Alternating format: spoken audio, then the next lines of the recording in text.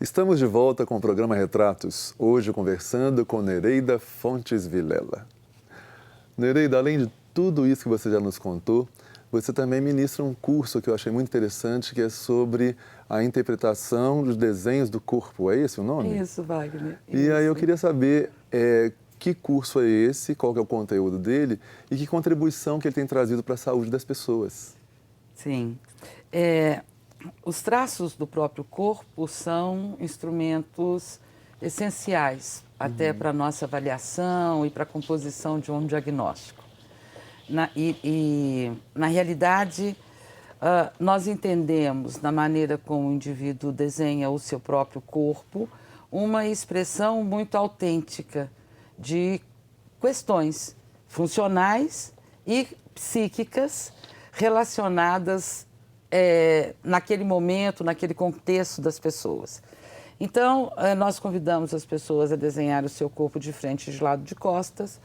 Isso corresponde à nossa pessoa, que é o nosso autêntico, a maneira como a gente lida no social e nossos jogos de cintura na vida.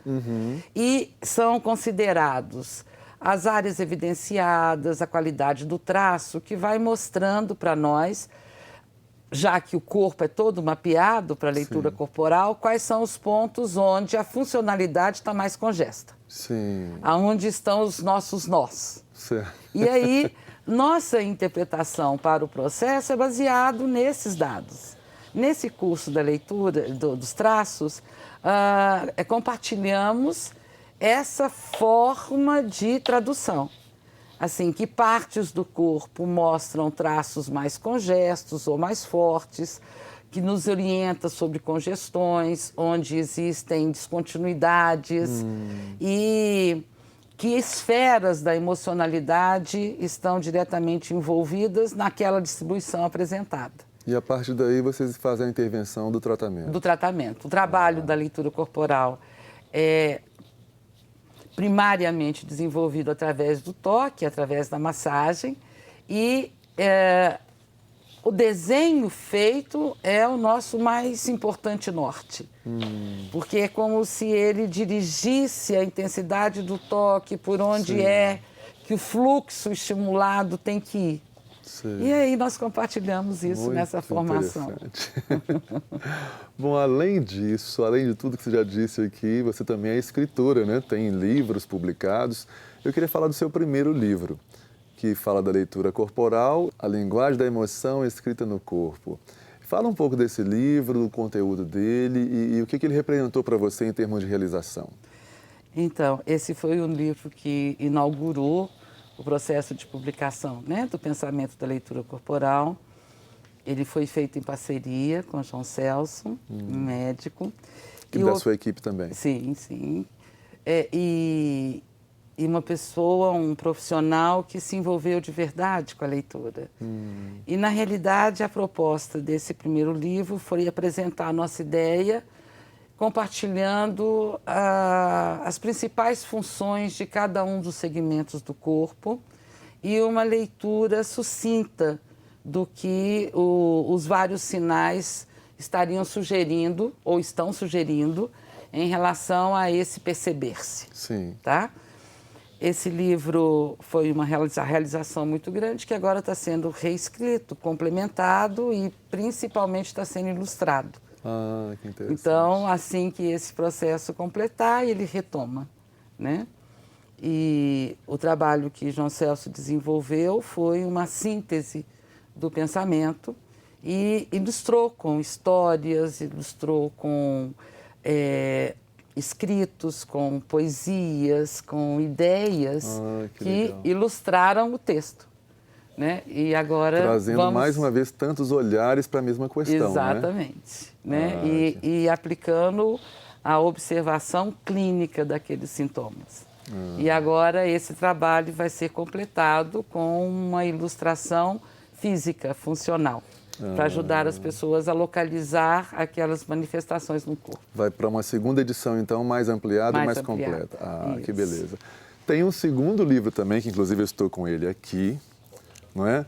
As ações e aplicações do nutriente água. Isso. E aí, fala um pouco dessa nova publicação, desse novo filho, né? Que você gerou. Esse livro é o primeiro movimento de uma outra proposta da leitura corporal, que é observar todos os elementos nutrientes como princípios ativos. Então, dentro do nosso pensamento, da nossa concepção, cada um dos elementos que nos nutrem fisicamente também atuam na funcionalidade do nosso psiquismo, do nosso estado de ânimo, da nossa fluência. Sim. E a água é o elemento maior. É essencial, né? Somos feitos de água, né? E esse livro discorre uma ideia sobre a que serve a água segundo a sua fonte, a que serve a água segundo a temperatura na qual ela é ingerida. E é um pensamento inteiro sobre como a gente pode usar a água para se tratar.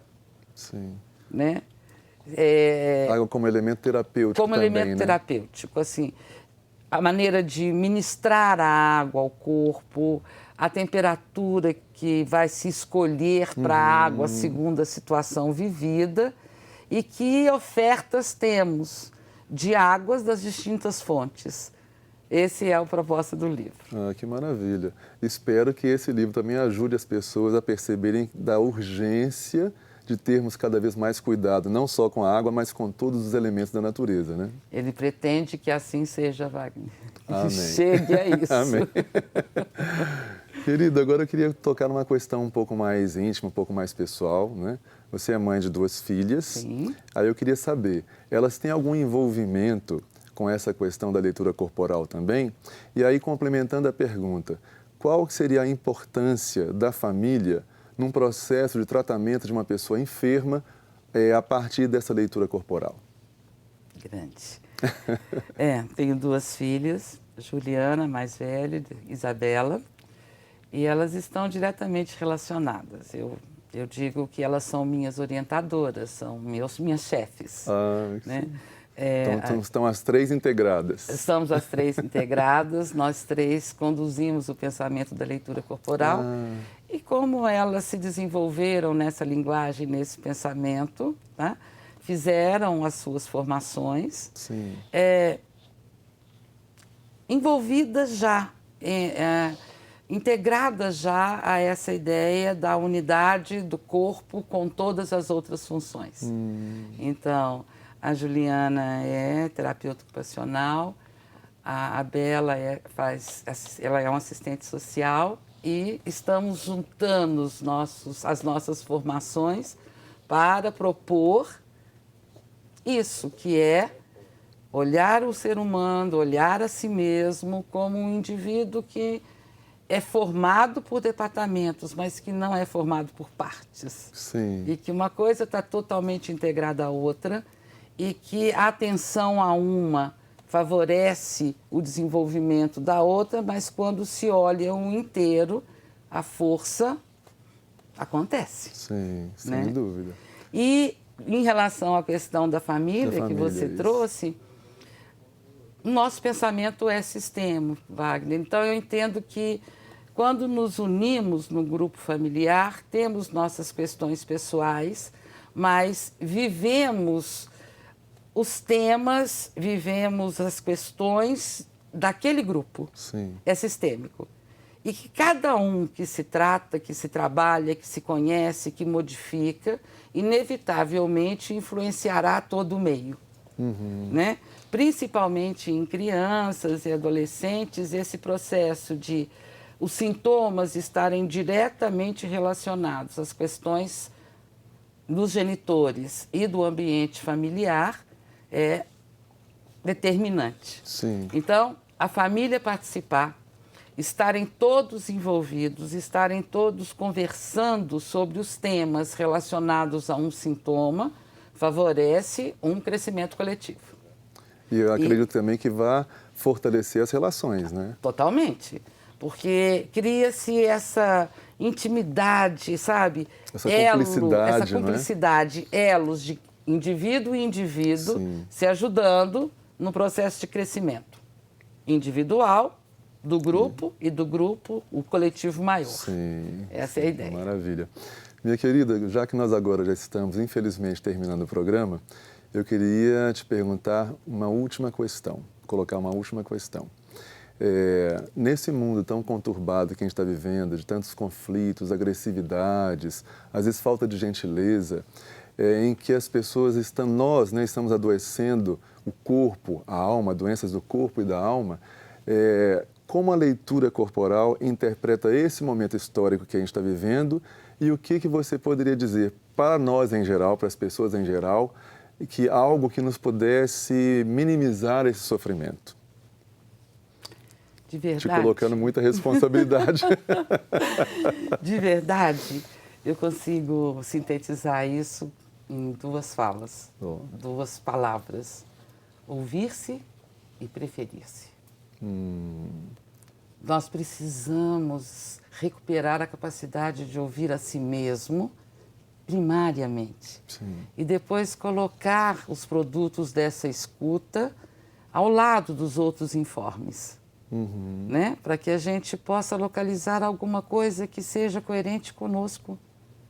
E a palavra preferir-se, para mim, ela intenciona dizer que em quaisquer situações, tá? Em primeira instância, a nossa verdade é o principal regente. Então, ouvir-se e preferir-se em quaisquer das qualidades de conflitos que a gente possa adentrar, a voz da alma, a voz do coração é a sabedoria plena. Ah, que maravilha. Então, vamos escutar primeiro essa voz nossa, do nosso lado inteiro, divino, sensato, conhecedor e sábio. Então, quanto mais próximos de nós mesmos estivermos, mais felizes seremos. E a felicidade de um somada do outro torna o mundo e as energias muito mais satisfatórias, amorosas, carinhosas e felizes também. Assim é. A vida, né, é uma entidade muito generosa. É verdade. Né? E o que ela mais investe é que a gente seja à vontade consigo e com as coisas que está experimentando, porque tudo é crescimento. É verdade, temos que ter coragem para crescer. Isso aí. Querida, muito obrigado pela sua presença, muito obrigado pelos seus ensinamentos.